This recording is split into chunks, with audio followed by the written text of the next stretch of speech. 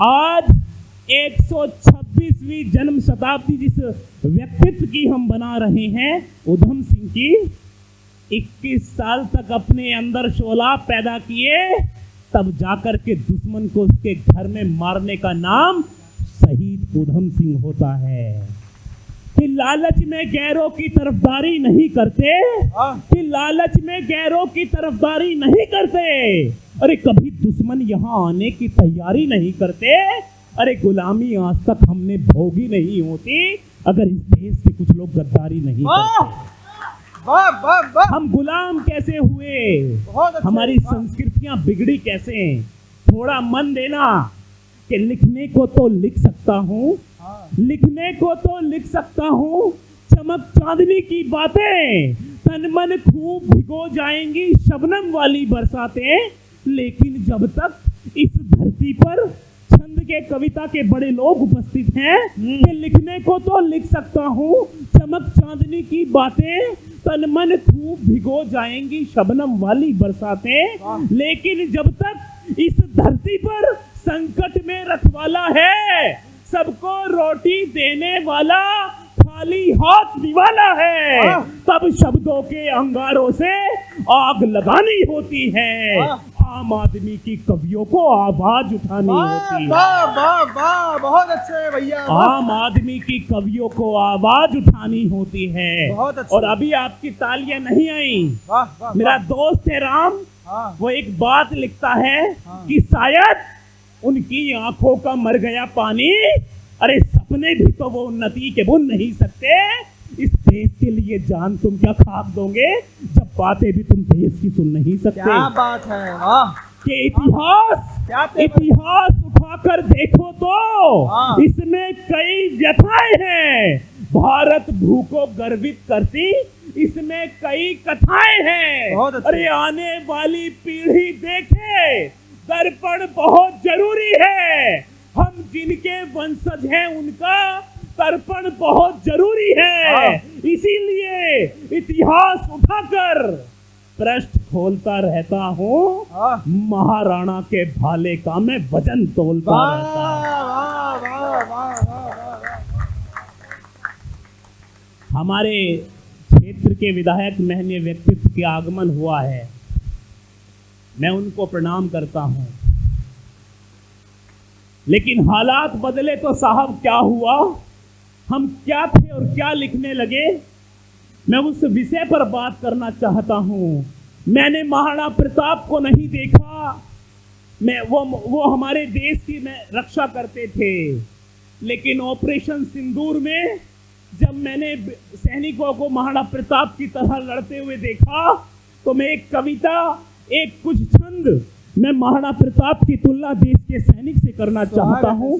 और आगे से पीछे तक लोग जो उपस्थित हैं मुझे मोहब्बत देना कि देश का सैनिक महाराणा प्रताप से क्या तुलना करता है कि सीमा पर जो खड़े हुए, तिलक लगाए माटी का।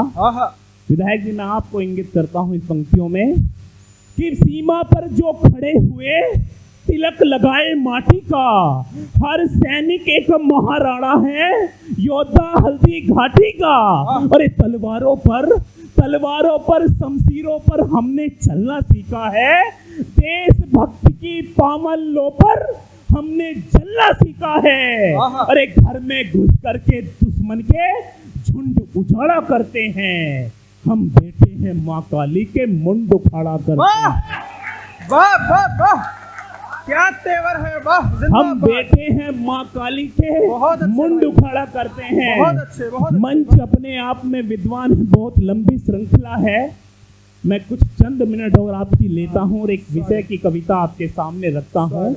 मैंने महाराणा प्रताप तो नहीं देखे, आज उधम सिंह को याद हम क्यों कर रहे हैं साहब, क्या बात थी उनमें, ताकि आने वाली पीढ़ियां, जो आपकी पीढ़ियां हैं, वो मोबाइल में विलुप्त हो चुकी हैं।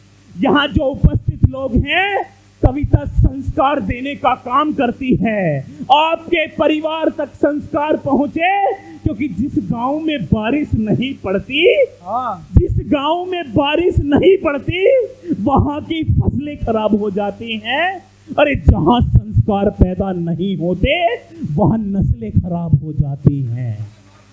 ये नस्लें बचें, क्योंकि ओस की बूंदे लिखेंगे, हाँ बाढ़ का पानी लिखेंगे। ओस की बूंदे लिखेंगे, बाढ़ का पानी लिखेंगे। पक रही खेत में फसल वो धानी लिखेंगे। तुम लिखो अपने शहर की रोशनी के शोर को, गांव है हिस्से हमारे, गांव की कहानी लिखेंगे। वाह वाह वाह, बहुत अच्छे बहुत अच्छे। यदि मेरी बात आप तक पहुंच रही है तो मुझे आदेश दो, मैं 2 मिनट की बात आपके सामने रखना चाहता हूं, मुझे बताओ। बहुत अच्छा पढ़ रहे हो भाई साहब, स्वागत है। वाह बहुत अच्छे। मैं एक सैनिक की बात रखना चाहता हूं। एक सैनिक की कविता आपने रद्दू सुनी थी बहुत पहले। स्वागत। ये सैनिक बनता कौन है हाँ कि वो वही मिट जाएगा, ये वो सैनिक जानता है। आपके परिवार से भी बहुत सारे बच्चे सेना में होंगे, मैं आप ही को समर्पित करता हूं कि वो वही मिट जाएगा, ये वो सैनिक जानता है। हाँ लेकिन फिर भी वो सरहद को भगवान मानता है। देवों की पूजा उसका बलिदान है, परिवार से बड़ा उसके लिए हिंदुस्तान है। वाह वाह। अरे क्या भगवा, अरे क्या भगवा, क्या हरा रंग है इस गगन के लिए। एक सैनिक जान दे देता है वतन के लिए।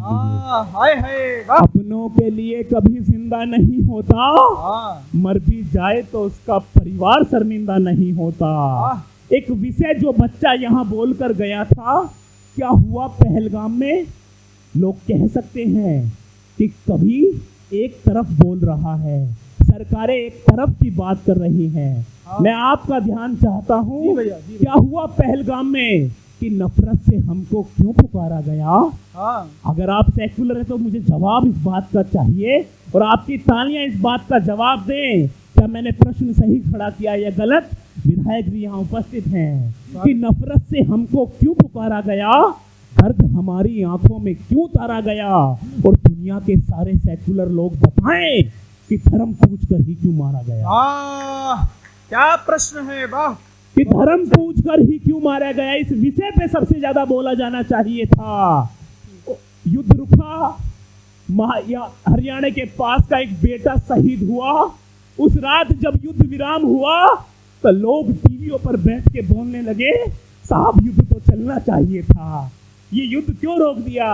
आप आराम से बोल सकते हो युद्ध हो, लेकिन जिनके बेटे सरहद पर खड़े हैं उन माओ के कलेजों से पूछो कि युद्ध कहां तक चलना चाहिए। उस माँ ने क्या कहा अपने उस बेटे से जो शहीद हो गया, कि एक बेटा जो सरहद पर जा रहा है वो अपनी माँ से क्या बोलता है कि वो वही मिट जाएगा, ये वो सैनिक जानता है। कि माँ की जब भी याद आती है तो वो घबरा जाता है, कि माँ की जब भी याद आती है तो वो घबरा जाता है, यदि वो हौसला दे तो चट्टान से भी टकरा जाता है। और एक ऐसे बेटे को जानता हूँ जिसकी 15 मार्च को शादी थी, वो अपनी माँ से बोलकर गया था, माँ मैं 28 तारीख को आऊंगा, अपने पसंद की साड़ी लेकर आऊंगा, तू अपने पसंद की साड़ी मत खरीदना। 28 तारीख को तो वो बेटा नहीं आया। मेरे खड़े होने का मतलब समझिएगा मैं यहाँ क्यों खड़ा हुआ, और मुझे मोहब्बत यहाँ इन अंतिम पंक्तियों पे देना। वो बेटा अपनी माँ से बोलकर गया था, माँ मैं 28 तारीख को आऊंगा, अपने पसंद की साड़ी लेकर आऊंगा, माँ तू अपने पसंद की साड़ी मत खरीदना। 28 तारीख को तो वो बेटा नहीं आया। 14 तारीख को पुलवामा अटैक में शहीद होने के बाद जब उसका शरीर टुकड़ों में बंटकर आंगन में आया तो उसकी माँ तड़प गई, बोली है बेटे अरे तू तो बोल कर गया था साड़ी लेकर आऊंगा, अरे तू तो तिरंगा लेकर आ गया। यदि उस पार्थिव शरीर में अपनी माँ से बोलने की ताकत होती तो मुझे मोहब्बत देना, वो बेटा क्या कहता है। अरे माँ तू कहती थी ना मुझसे, अरे माँ तू कहती थी ना मुझसे कि तू जल्दी आना, तेरी शादी करूंगी। अरे वादा जो मैंने तुझे किया था भूला नहीं था। अरे शौक मुझे भी था कि मैं शादी करूं, लेकिन और शहीदों की तरह फांसी पर झूला नहीं था। पर माँ तू फिक्र न कर, मैंने अपनी शादी रचा ली है, इस देश की सरहदी अपनी दुल्हन बना ली है। वाह वाह बहुत अच्छे, वाह क्या बात है। वाह 26 साल उम्र थी मेजर डोंडियाल की। जिंदाबाद। पत्नी सैल्यूट करते हुए बोली, मेजर साहब आप झूठ बोलते थे, सबसे ज्यादा मोहब्बत मुझसे करते हो। मुझसे ज्यादा मोहब्बत तो तुम वतन से करते थे जिसके लिए मिट गए। मैं अंतिम 4 पंक्तियां देकर के मैं विदा चाहता हूं, मैं बैठना चाहता हूं कि बहुत दिन बाद लौटकर गांव से आया होगा, सरहद की मिट्टी में उसको अपना चेहरा दिखा होगा। हुआ शहीद तो पत्नी चीख कर बोली, जरा ध्यान से देखो किसी खत में मेरा नाम लिखा होगा।